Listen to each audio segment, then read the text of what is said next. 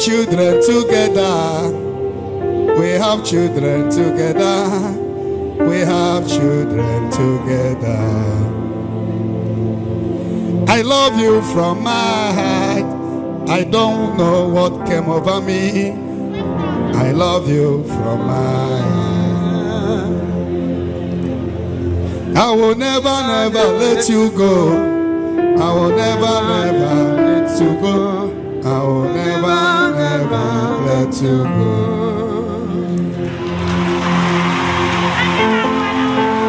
The Mona Winyemu, yeah, 12 years in marriage. Yeah, it was 3 issues by God's grace. Then, along the line, it's not that me cheat, I'm buying no offer. As time goes on, my realize that that he did what? When you married, you are cheating on her? Yeah. So, and the problem not in me, I like my wife, I love her, but they show me the love. They show me the likeness. He didn't show her the likeness? Yes. So what are you showing her? And when so along the line, and was there anything small thing he beats her.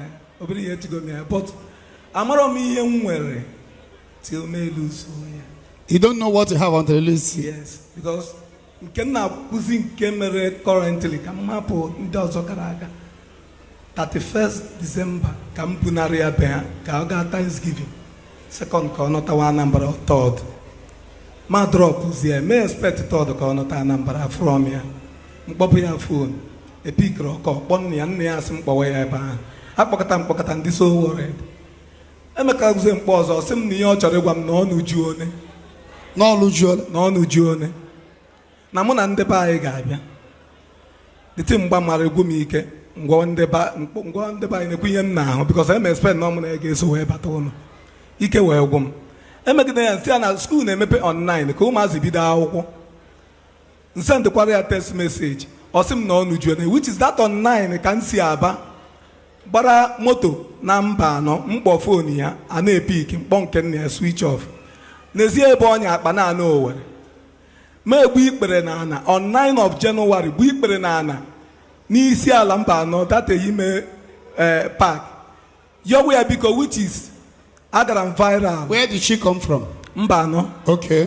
Which is agara viral we gbere na your way biko your kate ndị mmadụ eti aka your way ba osingwa ihe me nke obu na ka okpo na ụmụ nwanne ya nwanyị na ọ na-anọta mu buru ụfọdụ akpanawa with hope na ọ ga-ene m ntị aka na-ekwu the thing na-arị enu ike na-agwụ m ihe mmezi ewu asị na ikpọrọ ndị be anyị bịa ndị si ọka abịawa nsi ababuru ndị mbụ ma my parents ụmụnne m anyị aga ọwụ na the very good day ka nwunye mkpọ m fon jụọ m ka ebe m nọ nsị na anyị na-ehe dị isi nweke ọ sị m na o nwere problem n'ụzọ na ọ na-abịa nwunye m eti ike moto bukọ property na ya dị ọ na-akwa akwa gaa na shop bukọsha machines ma industrial machine a na-akpọzi m fon sị na unu hapụ ya mee uche ya. Since then, mkpọkwa ya ma na yue mkpọ ya ma na yue ọwụ na enwe nwanne ya nwaanyị nke a mecha kpọwa m phone si na akwa ọgwa m na oge break my home ọsọ zara nwaanyị Imo si na oge na akwa ọgwa m na oge break my home na onye ọbụbọ onye na the person is who? Nwaanyị Imo. I don't know eze nwaanyị nketa ya I don't know. Continue what I said. So say that na akwa ọgwa m na oge break my home na nwunye m na n'aka na ọ pịchasịa nwunye m ọkpọnye ya nwoke in fact na ọ na ụmụ m awụrụ ụmụ nwanne ya nwaanyị na ọtapịa aha nsị anọ ndị nke gị ka ị ga-egbu na ịgbọta awa ọgwụ nzu so the time na-agbagharị na-agwụ m ike chi na-ehu ma na-agbatu nna akpọ na fonu na-ebe akwa na-ayọ ọsọ biko tangozọ nwunye m ewerezi m na-eme ihe sọrọ ya nye na nwunye na ha nọdụ ya na-akpọrị m so pastọ asị m that na ihe awụ ọdịnarị na ihe awụ ihe aka mere that we fight for it no ihe a ga-eti problem between two of them onye kwe m ekpere na-eme ngakwatu pastọ enye m 21 days emekatakwuze njiri aka m maka ana m worship na St. James na Aba meme katakuze wepụtazi time na-aga na Blessed Sacrament na-edezi na kọmiti si Chineke na eziokwu na ọ mụkpata ihe na-eme m na ihe m na-ayọzi umesi na I need a happy family, achọ m ka nwunye m nọta. M na-akpọkwa ya every day by day, ọ na-ajụ m emekata na months na-aga ihe awụ good 9 months getting to 1 year. Anọzi m last month ka neighbor m kpọọ m sị m onye nwachi Cameroon na-abata sị na nwa ike gbagote ka anyị bịa Zion. M sị ya yes, but ihe mere n'otu. Before your neighbor asks you to come to Zion, do you know Zion ministry? Yeah, they follow online. Well, continue. So neighbor m asị m na mụ gbagote ka mụ na-ebịa ọwụ na ọrụ m ekwe m mụ na program zo onwe m ebịa ihe niile a na-ayọkwa Chineke ọwụ na Chineke aza m ekpere. Anọ m on a very good day, m na-akpọkwa ma video call m na-ayọ nyenwa akpọzie m sị m na ọwụ na anyị chọọ ka anyị dozie nọọ pastọ Chukwuebuka Obi ga-ekwu nke ọ ga-anụ. A na-akụkwa aka ebe a. Ebe ka unu si na Zion, ebe ka unu na-aga na Zion, ka marapụ na Zion, ka bebe ọzọ ka bi aga marapụ na Zion, ka bebe ọzọ ka biri Zion ka dị ndụ. Continue.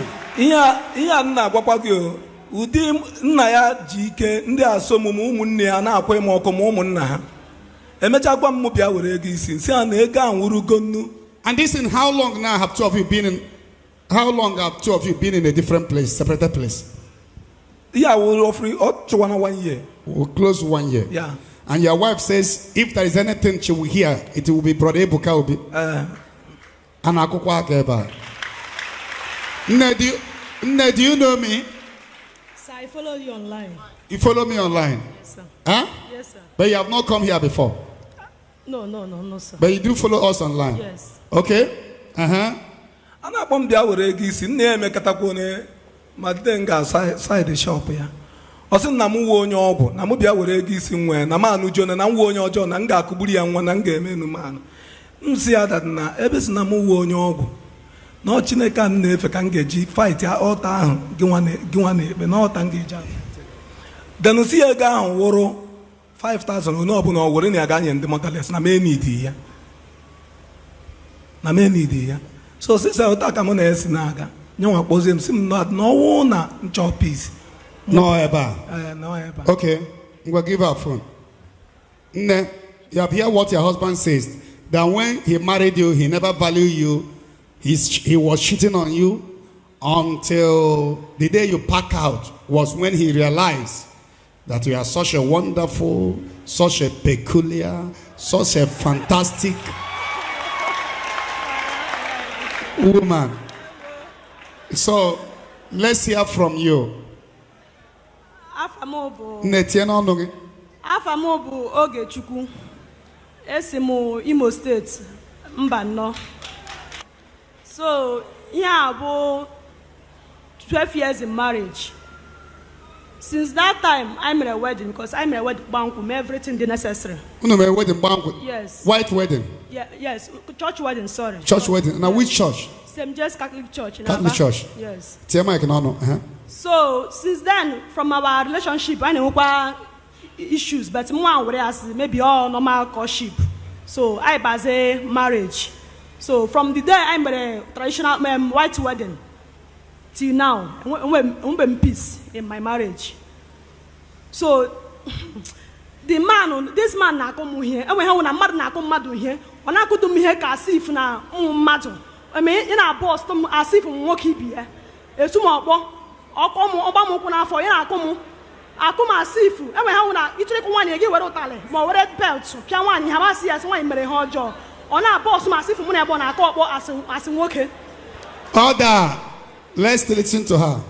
So, on our come as working, man, to queer.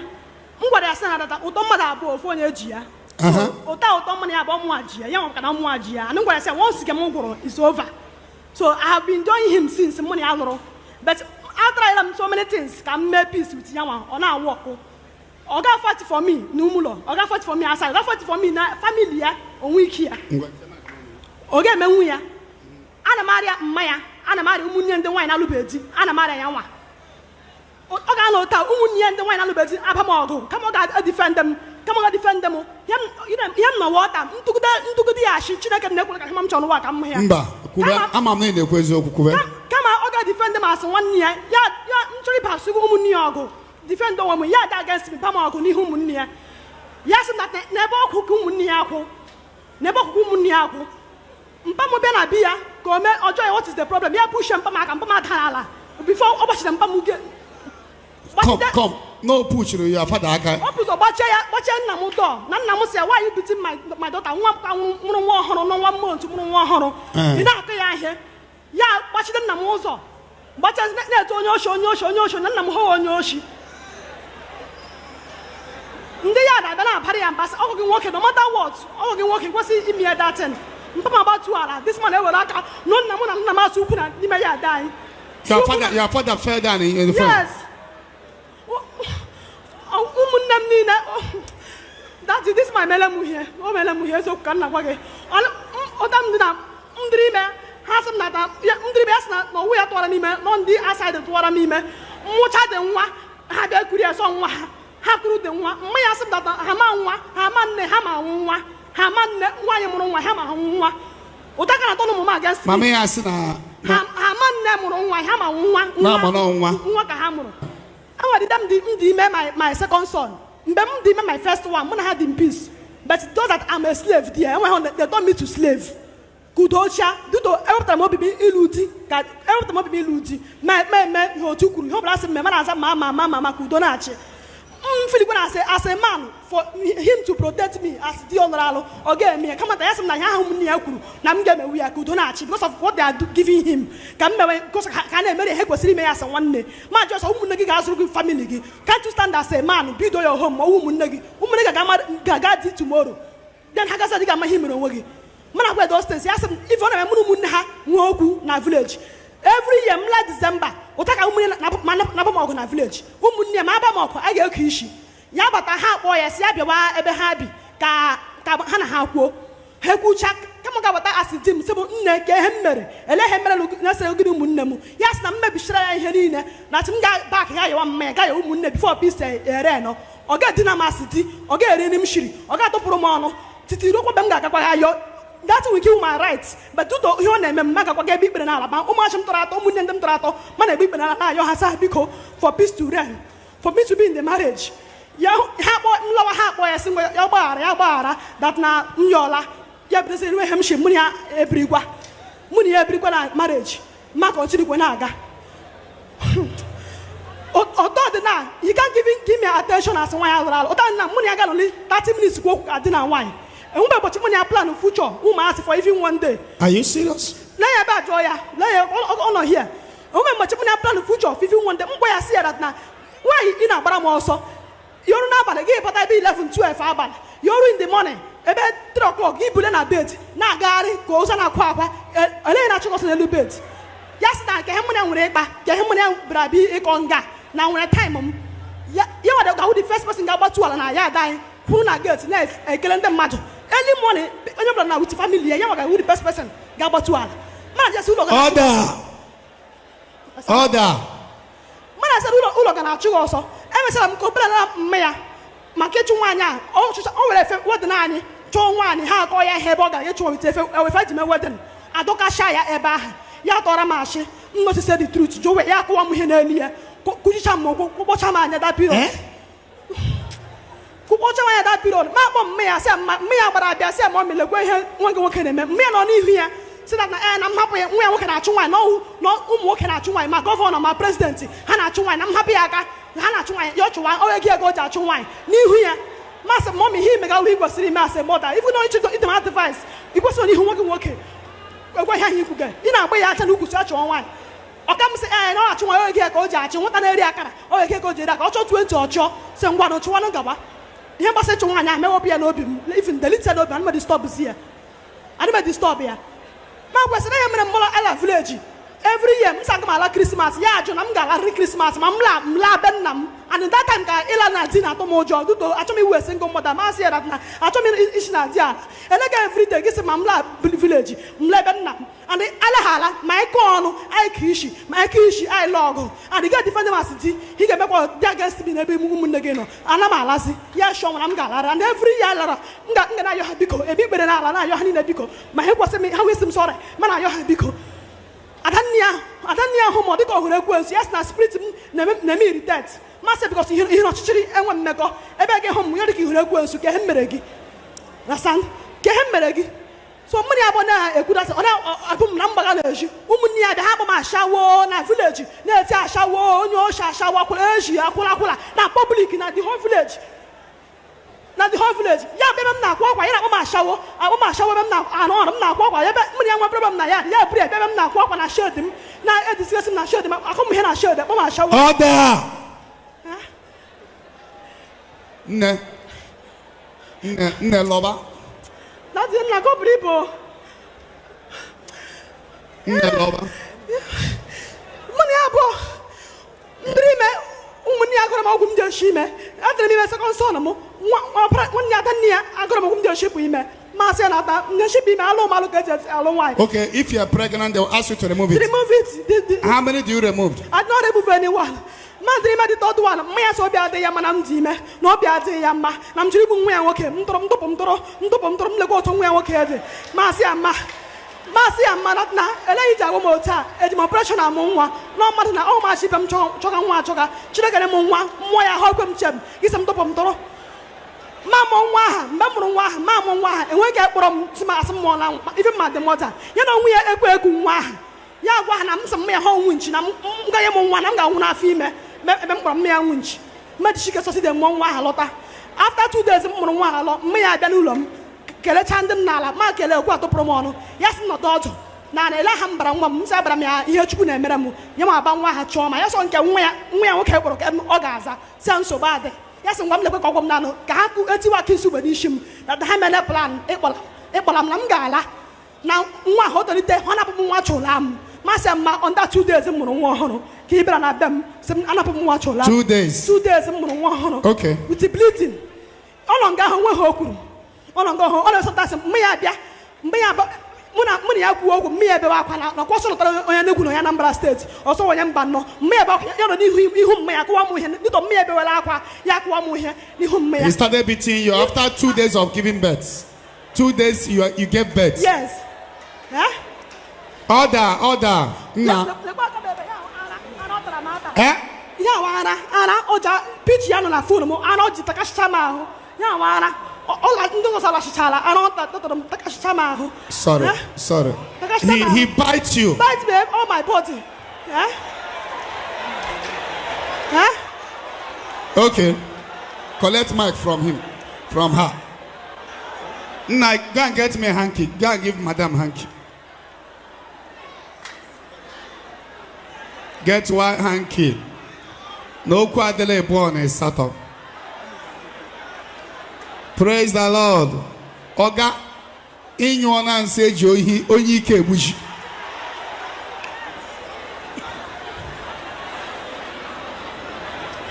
What we are doing in Zion Ministry, we are keeping it real here. Look at what your wife complained.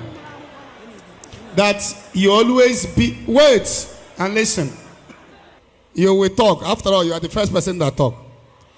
Your wife complained that you don't beat her like a woman. You beat her as if you are beating a fellow man. And I have seen some mark on her body that shows that you gave her mark. And your wife complained that you use your wedding clothes to go outside to look for the posh woman and they beat you and tear it. You let her confess. Your wife complained how if she's pregnant, they will tell her to remove it. Did she not wedded? Your wife also complained how you and your siblings insult her publicly in the house, in the yard. Your wife complained that even when your people are against her, you cannot even try to defend her. Nah, give her mic, give her the hanky, no problem. Nah, he shy hung oh. No one name ke boy adrenganama. Now,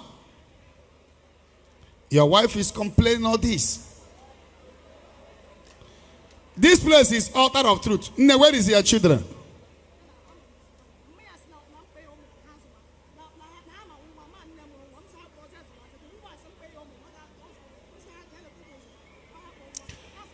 Oga, I will give you one more chance to speak. After that, I will conclude. Oh yeah? You have heard what your wife said? Daddy, I know me any no kur. Kusibo weekend. I know me any no kur, but Oda, Chereno, oh, I'm on the support on one Ibono. Chereno, Yana Bezioku. Anochana me any no crew. Mbacho ibido okwu esi na onye abịa n'aka ogologo akọ because nkọwa okwu a dị too much. Nkọwa dị too much maka enji na-ekwu nna ya na-enye ya chance. Nna ya so na-agwa ihe ọ na-eme ma ụmụnne papa ya. Nwanne ya nwaanyị a na-eme eze nwaanyị. Nyanwa bata tearing problem na family. Nyanwa na onwe ya gara kpọbatakwa m divorce n'ụlọ. Divorce ikpọnakwa mede mkpọnyere ya. Yeah, this what you are saying now is different from what your wife complained. I want you to face what she said, not her sister. Her sister has nothing to hear. First, what she complained that you beat her like a fellow man. Why will you be beating her like a in a but ihe ọ na-ekwu against my family. Ọ ya mere so even okwu a ọ na-ekwukwe ya ana m eji ike asa ya due to what? Nkuwe mgbe ọ bụla a na-ekwosị na nna gbachite mba ekwe m maka ya. My father rụọ ụlọ n'Aba. Ekwe m maka ya. I don't visit my family house. But ngacha apụta ezukwa I keep late. Ana m ọwụ m keep late, I keep late. Mana mgbe ọ bụla m ga-apụta ọ na-asị na m aga na ha agwa na m emene m nke emene m. So ihe ọ na-ekwu about my siblings, my family. Ihe niile awụ gịnị asị. Joy and that on 3 years ago, my father-in-law, Mpaya, Adania were akodo, Komuna Keba, na burial. Adania Kurumakodo. This man never, so I'm going to Adania Kurumakodo. Now, Adania Kurumakodo, near Joki. Adania. Oh, no, yeah, but I'm a quella. Oh, no, that day. Oh, Brad. Ebela Vanna. Oh, no, yeah, that day. Oh. So I had to go my God. How am I? Madam, where? Oh, my God. Never said aqua. Yeah, but that's a guy over there. Never said aqua. It's okay. It's okay. It's okay. It's okay. It's okay. The Bible says something. The Bible says something that for this reason, a man shall leave his father and the mother and join with a woman, and what God joined together, let no man put asunder. Do you know why the Bible says for a man shall leave his father?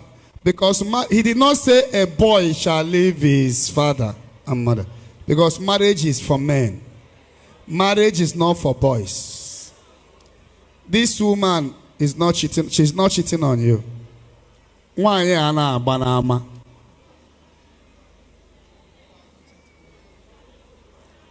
Calm down. This woman, I believe she wants to marry you and be with you. But that is how you can be treating somebody. I know that is what resulted to this. Now, with what I'm hearing from both of you, I don't think you have treated her fairly. I don't need to lie. Here is the altar of truth. Yoruba people come here, we settle their case. Hausa come, Igbo, all around, Edo. You must know that your wife is not your slave. How many children did she born for you? 3 children. She's not your slave. Equal Madis. is totally prohibited for a man to lift up his hand against his wife. Because two of you does not have the same strength. What if you touch her and she die? No, nature. No, just calm down. Nah, and I'm going home. I'm gonna stick 5 sticks in him before. 5 sticks. I'm gonna try with 5 or 4. What up, Abama? Take a shama on not Banesi. What about Oshita Monaka with you? Okay. Yes, I'm not Banesi. Okay. Me, I said, now, if you marry a woman, you allow a beautiful lady like this. Look at how beautiful she is. Wait, listen to me. What caused her leaving your house? It's only a tree you will tell I will kill you, and that tree will stand. Oh, you cannot be beating your wife. You don't give her a sense of belonging. How do you want her to cope? If you want this marriage to work, it's in your hand. To me, this woman, she doesn't have a bad heart. And you cannot blame her family very well. Because if I have a daughter that married, and I hear that the husband is beating her, my sister, Abuna one them rudi. Nature can watch him now. No, didn't come now. Ila isi huna here. Huna open now. Now, if I have a sister that married, and I hear that the husband is beating her, there is nothing I will not do to that man to make sure I reset her brain. Because it's not right to beat your wife. So now, one, forever lifting your hand on her, and not 1, not 2, not 3.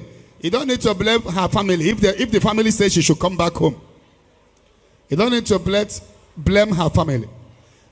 Secondly, if this woman is not in the life of your children, those children may not grow to be what they are meant to be.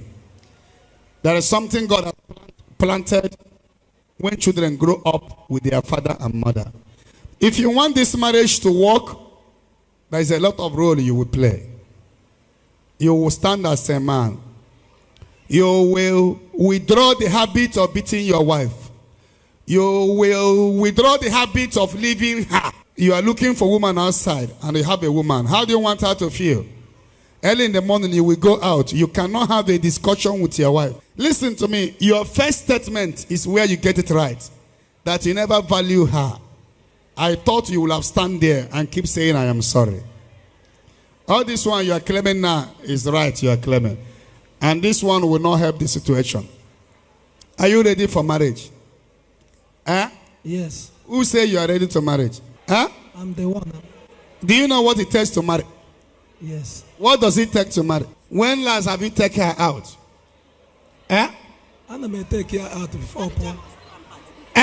Joy must slam pants before, my first pass before. Joy ever.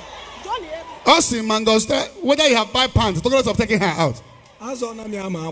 When did you buy clothes for her last? Already 8 years now.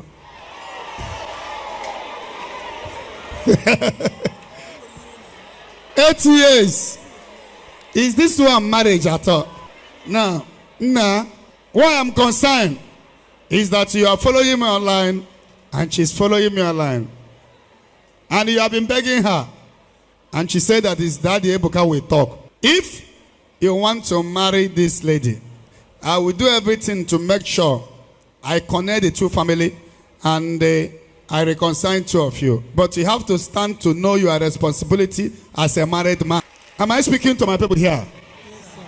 If you don't have that regard and the responsibility to know what to give birth, no woman will take it. If you want to marry her, you must be ready to defend her.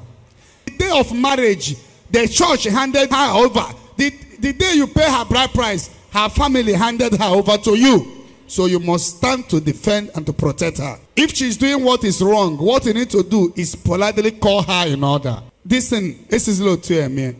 But when in a family, you don't have time for you and your wife to discuss. In when as just a woman, And these are the accumulation of long time of negligence. You have neglected her, and that is what led her to take her bag and go. Are you ready for this marriage? Yes, I'm ready for the marriage. Problem is there anybody you will be beating that will not have hot temper? Nah, I'm a man. You're a man. I understand you perfectly well. I see beyond your statement and her statement. When people are talking to me, those things they are telling me, I don't look at their mouth, I look at their heart. When people speak to me, I'm looking inside the heart. The truth is that you don't call this woman anybody. You neglected her for a long time. Get pregnant and born. You're on your own. That is this marriage. And any woman you are treating like that will never be happy. You have a long time negligence. You have neglected the relationship. You push the father down. Now, what you need to do is today. Where the people lodge?